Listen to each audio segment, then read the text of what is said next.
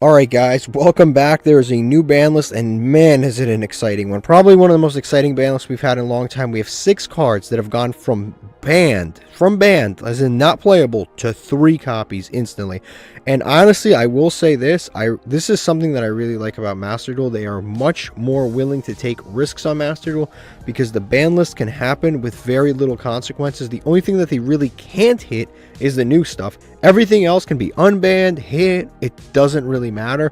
And that's something that's really actually maybe even superior to Master Duel, is that because they always refund your like UR crafting points, they don't, it doesn't feel as bad when a card gets hit. It's not like you're losing $100. It's not like you're losing, you know, a $30 card. You're not losing anything like that. You're just losing UR crafting points. So it's not as impactful, so they can feel free to unban and ban cards willy-nilly, except for, like I said, the new stuff. But here we have a 6 card ban list. We'll discuss every one of them individually. First is Knightmare Mermaid. So this card got banned, if I remember correctly, in like 2019. It was abused in Orcust. This card by itself, any 2 cards is full Orcust combo. So the way that you do it is you can just make any 2 monsters can go into like a Knightmare Phoenix or Cerberus. Basically these 2, anything, or now I guess Goblin, since that's unbanned too, but you can make a Knightmare Phoenix or a Knightmare Cerberus, and then out of the Knightmare Cerberus you can make a Knightmare Mermaid, because it's a link 1 that just uses a link monster that just uses the Knightmare card. So any 2 monsters can go into this, and then it goes into this, and then what it basically does is you get to discard a card and then special summon any Knightmare monster from your deck. So you used to be able to summon Ibli, but I believe that's now banned. You were able to previously summon Ibli, but now you can actually summon the Orcust Nightmare, and this card by itself is essentially full Orcust combo. So you go out of any 2 cards into the Nightmare into the Orchestrated Nightmare. That's basically what you do, and that's full Orcust combo, or at least it was in 2019.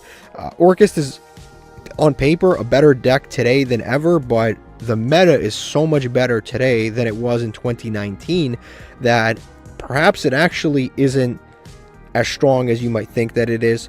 That does suck for the deck. This deck is getting new support later down the line, but Orcust is just such a power creep deck. I don't know if this card alone really, I mean, if any card was going to make Orcust meta relevant again, it was this card right here. So I can imagine Orcust being a tier 3 deck because this card is back. It's a very good card. It's a very strong card. You can basically splash the Orcust engine now into any deck that you want to, because again, any 2 monsters is a full Orcust combo now. So we'll have to monitor this, but this could be one of the more broken ones of this ban list. Next is Knightmare Goblin. This card basically is a double normal summon that you can special summon. This card was banned in 2018, back when Goki was a meta relevant deck. It was like Dark Goki. It was called Dark Warrior, and you can hand loop your opponent, and then you can U-link them. So you U-link them, preventing them from using their extra monster zone, and then on top of that, you discarded 2 cards twice with Topological Gumblar Dragon from your opponent's hand. So that was the deck that got this card banned. This card is like kind of broken, but it's not really as broken as it used to be. Back then, you know, obviously links were basically the only way to play because they nerfed every other summoning mechanic, but they unnerfed every summoning mechanic, so you don't have to use links anymore. So this card's not nearly as strong as it used to be.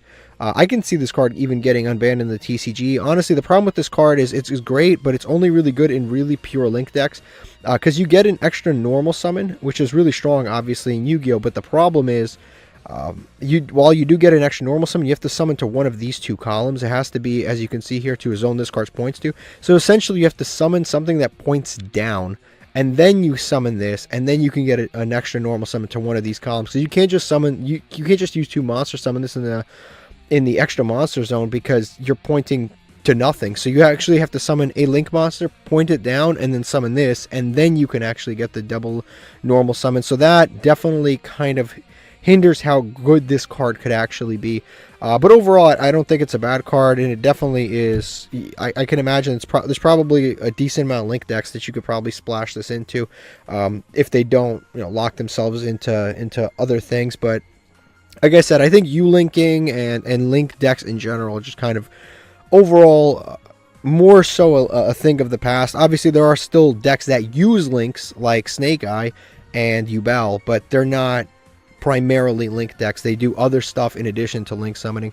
Next is Red Eyes Dark Dragoon. This should have been, this was it was debatable, but this could have been off the ban list, on day one. This is something that got hit because it was hit in the OCG, so it was preemptively hit here in the TC or here on Master Duel. This card is a little bit scary with Verde Anaconda, because Verde Anaconda is legal, Red Eyes Fusion is legal, all those things are legal. This card is good, but again, you have to ask yourself, like, yeah, it was a menace in 2020, but is it a menace in 2024? I honestly don't know. I guess we'll be able to see for the first time if Verde Anaconda, Red Eyes Fusion, and Red Eyes Dark Dragoon can all survive in the same metagame and still be healthy to the game. It is still a very good card. It does lose to droplets, so it's not like there's no outs to this card. We all play outs to this card. It can't be destroyed by it can't be destroyed by card effect. It can't be targeted, so those are obviously very, very good, and it's very easy to make. Plus, it pops cards. Plus, it has a negate. So this card, all of the effects on it are good. But again, you have to ask yourself, like, is this as good as it used to be? Does it live up to does it live up to what it once was? And I guess, like I said, we'll have to see if those cards can all exist in the same metagame.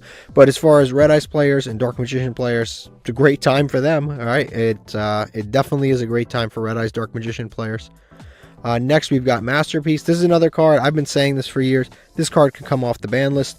Now, if there was ever an environment where I wouldn't want it to come off the ban list, it's probably on Master Duel, because Master Duel already has kind of Master Duel is a game where Floodgate decks have a really strong inherent advantage, because if they go first and they set up like a Gozen match or a rivalry, or there can be only one or something like that, it is very tough to out because you are not side decking. In a regular format, you can side deck and you can be, okay, you're playing back row, no problem. Let's go to game 2. You side in Lightning Storm, Twin Twist, all that stuff. You can't do that in Master Duel. Sometimes you get caught with your pants down. You're playing against the Floodgate deck. You can't win. Like, it just happens. You could have the best deck in the world. You could be the best player in the world. Sometimes your opponent flips Gozen match, and I don't know, you're playing like Sprites. You summon one monster and you're locked out of the game. There's nothing you can do. And decks like True Dracos really benefit from that type of environment. And 3 Masterpiece, again, you put a Floodgate on the board and you summon a Masterpiece that's unaffected by, let's say, monsters and spells, you're kind of screwed. I mean, as an opponent, it's tough to out this guy.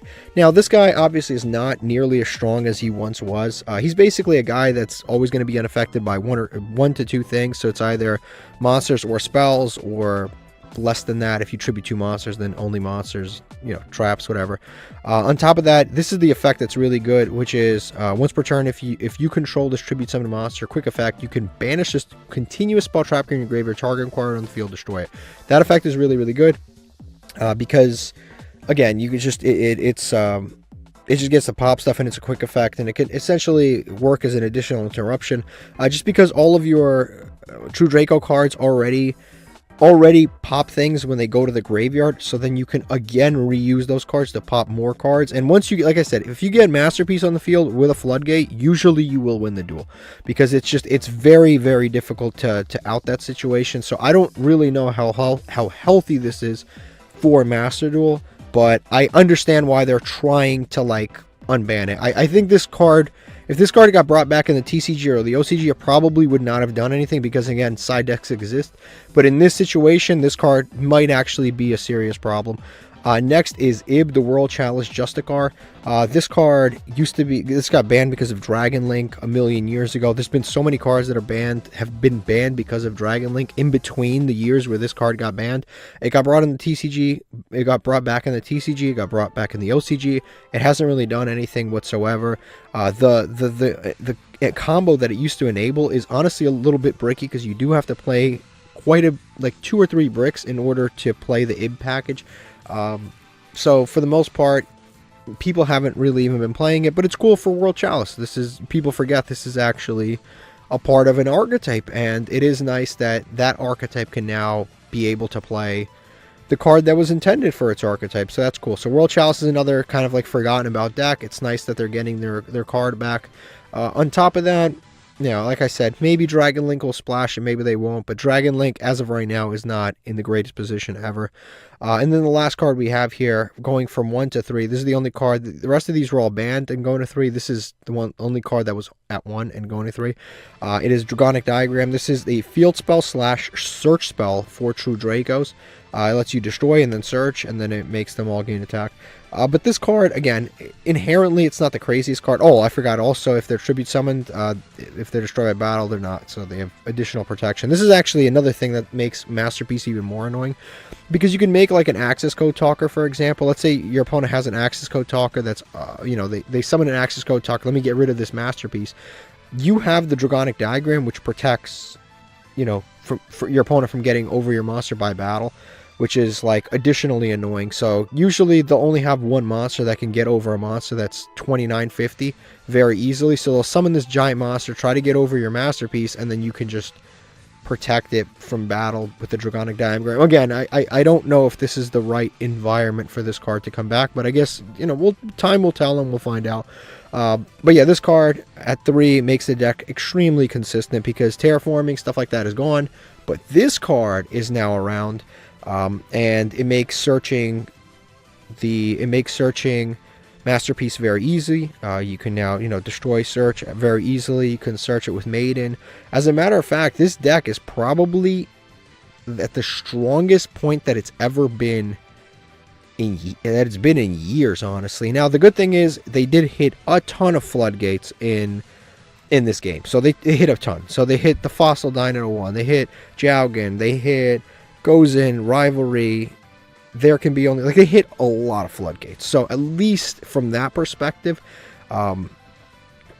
it's not quite as dangerous. And then a lot of the floodgates that exist, like There Can Be Only One, isn't like particularly fantastic in True Dracos, because There Can Be Only One just kind of hinders True Dracos, honestly, because they can only summon one monster. Same thing with Goes In hinders True Dracos. But things like Rivalry, you know, it's at 1 now, so you'd have to really see which floodgates are still available and which ones they can still play. But obviously, this is kind of a scary deck, I'll be honest with you. In the best of 1 format, this is definitely a very scary deck. Dragoon, I don't think will be that impactful. Ib, like I said, TCG, OCG hasn't been too impactful. This guy's a sleeper. The extra normal summon might help some weird rogue strategy, and then obviously Knightmare Mermaid's back, and Orcus is definitely a lot strong. The strongest it's been since 2019. La, la, la, la, la, la, la, la.